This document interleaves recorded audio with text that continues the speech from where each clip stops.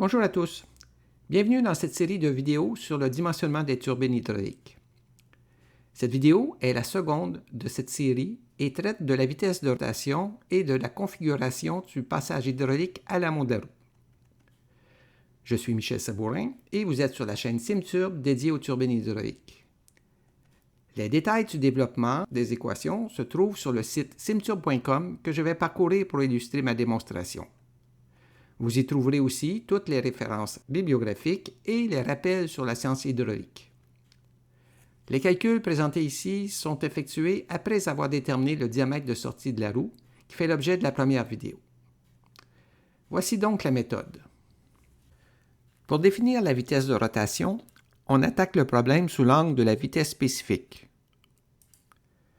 En fait, on observe un lien indirect entre la vitesse spécifique et la cavitation, à la fois du point de vue analytique comme du point de vue expérimental ou statistique. D'abord du point de vue analytique. L'expression analytique de la vitesse spécifique et de la cavitation sont voisines et se présentent comme un ratio de phi sur psi, mais avec des exposants différents. Ainsi, on peut établir un lien entre le sigma critique et la vitesse spécifique et le représenter graphiquement. On s'aperçoit rapidement que le lien n'est pas direct entre la vitesse spécifique et le sigma critique. Pour y arriver, il faut fixer la vitesse de rotation. Ainsi, pour une vitesse spécifique donnée, on aura un coefficient d'énergie bien défini et de là, on pourra associer le sigma critique. Pour l'aspect statistique, le professeur Avellan de l'EPFL a fait un inventaire de publications qui lie le sigma d'implantation à la vitesse spécifique. On sait que le sigma d'implantation est obtenu en multipliant le sigma critique par un facteur kappa. Les relations trouvées ici sont purement empiriques et varient selon les auteurs, peut-être aussi l'époque de la publication. Aussi, le chiffre kappa n'est pas documenté. Il reste néanmoins que l'idée de lier la vitesse spécifique à la cavitation demeure valable et on va essayer de l'expliquer hydrauliquement.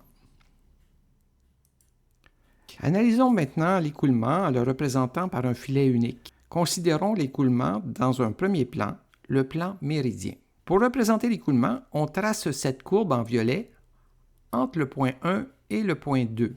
On positionne ces points et le filet en assumant que le débit se répartit également entre les deux aires, à l'entrée, à la sortie et tout le long du passage. Ce premier plan méridien est donc dédié au comportement en débit. Par une transformation conforme, on obtient un second plan orthogonal au plan méridien, c'est le plan de la cascade.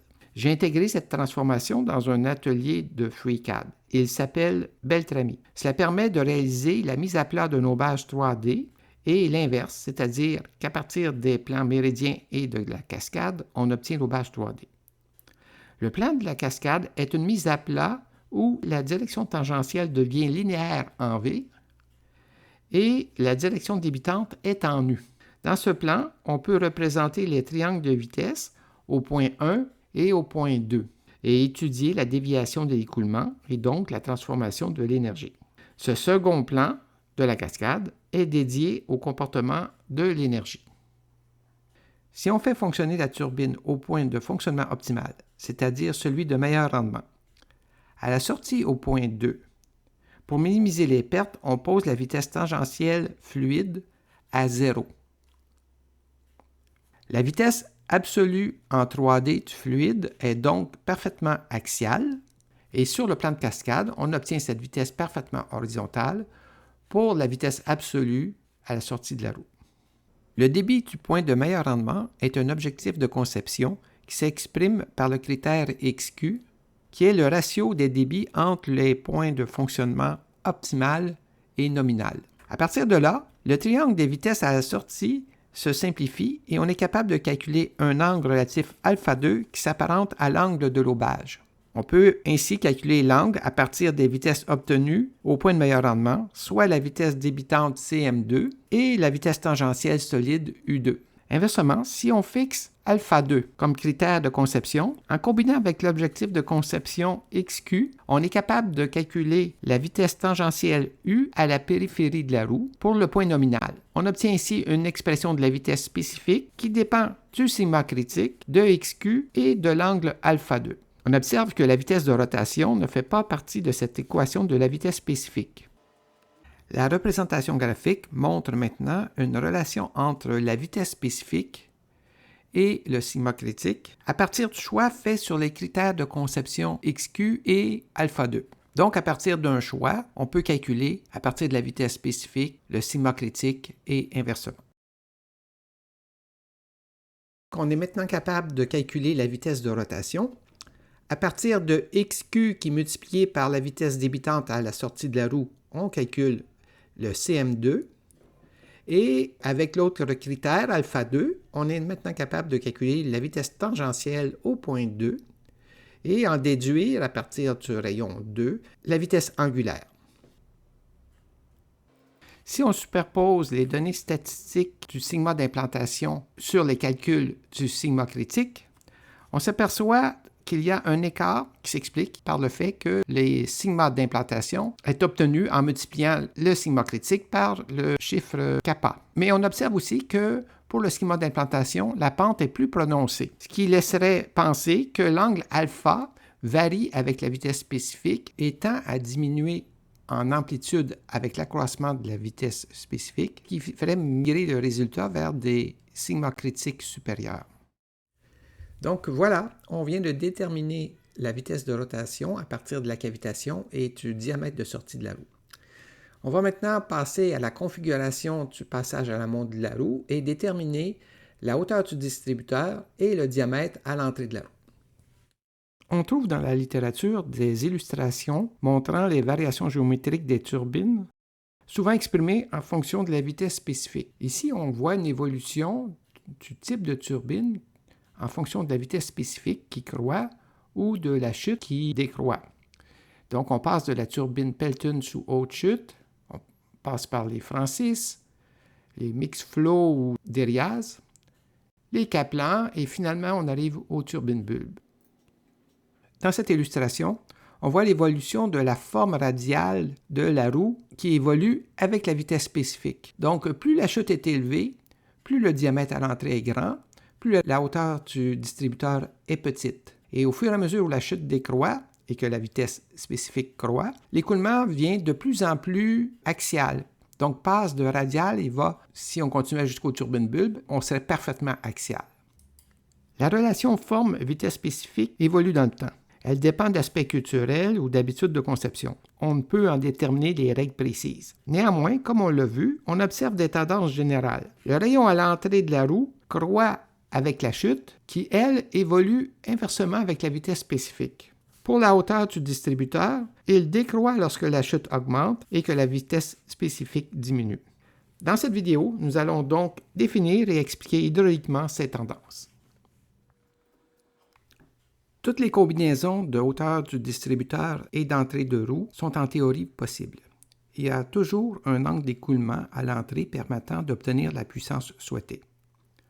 En fait, ceci est en théorie seulement. La réalité est que certains écoulements ne sont pas possibles, soit très générateurs en perte ou en cavitation. D'autre part, l'accroissement des dimensions accroît aussi les coûts.